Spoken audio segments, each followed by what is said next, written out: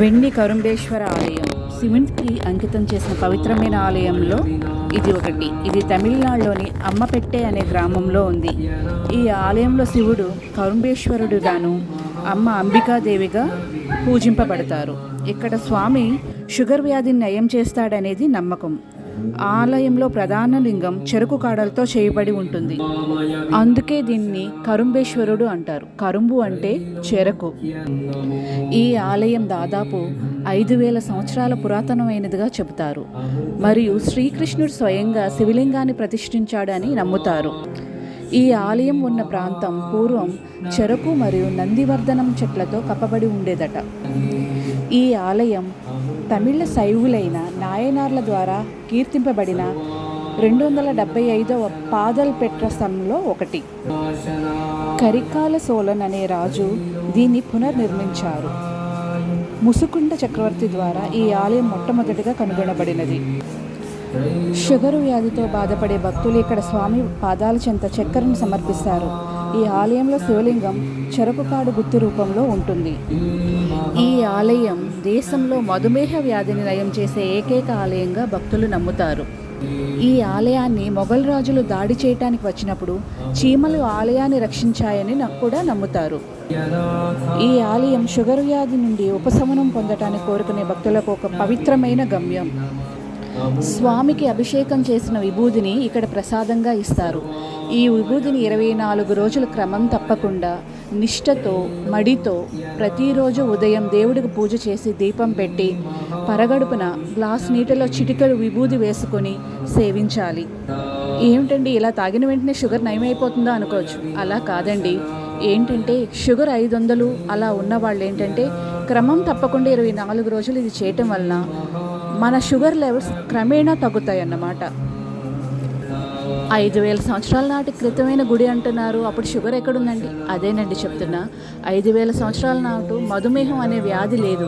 క్రమేణా ఈ కాలంలోనే మధుమేహం అనే వ్యాధి బయటపడుతుంది. మరి ఈ గుడి దేనికి ప్రసిద్ధమైందని మీరు అడగవచ్చు. శాస్త్రాల ప్రకారం పూర్వకాలంలో అయినా ఇప్పుడైనా సరే మనిషి తన జీవితకాలంలో 4448 వ్యాధుల బారిన పడతాడంట. ఇక్కడ విభూతిని ప్రసాదంగా సేవించటం వలన ఈ వ్యాధుల నుంచి ఉపశమనం పొందుతారనే నమ్మకం ఇక్కడ ప్రగాఢంగా ఉంది. క్రమేణా ప్రస్తుత పరిస్థితుల్లో జనాలకున్నది ఏంటంటే మధుమేహ వ్యాధి. ఇది తగ్గుతుంది అని ఆ గుడిని ప్రసిద్ధి చేశారు. తగ్గుతుంది లేదా అని పక్కన పెడితే ఏదైనా మన నమ్మకం, మన క్రమశిక్షణ, మనం తీసుకునే జాగ్రత్తల మీదే మన ఆరోగ్యం ఆధారపడి ఉంటుందండి. ఉదయాన్నే ఓం శ్రీ వెన్ని కరుంబేశ్వరాయ నమః అనే మంత్రాన్ని 24 సార్లు జపించి తర్వాతనే ఈ విభూది వేసిన నీటిని మనం సేవించాలి. ఈ గుడికి కర్ణాటక నుంచి, కేరళ నుంచి జనం ఎక్కువగా వస్తున్నారు. వచ్చిన ప్రతి వారు చెప్పటం ఏంటంటే మాకు షుగర్ తగ్గిందనే చెప్తున్నారు. కానీ ఈ కలియుగంలో కూడా ఇలాంటి ఒక టెంపుల్ ఉండటం అనేది చాలా ఆశ్చర్యకరమైన విషయం.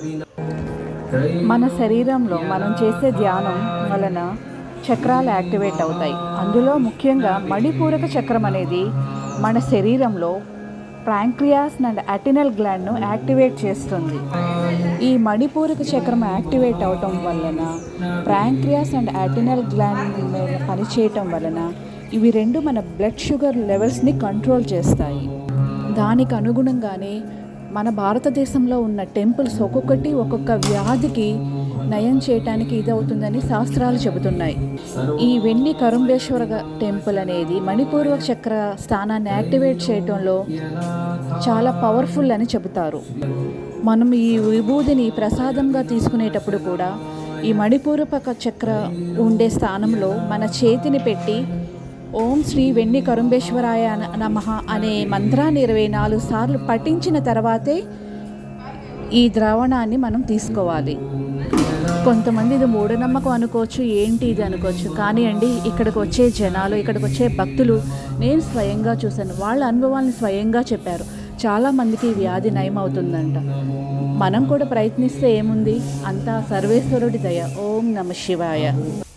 ఓం శ్రీ ధన్వంత్రే నమః. ఓం శ్రీ ధన్వంత్రే నమః.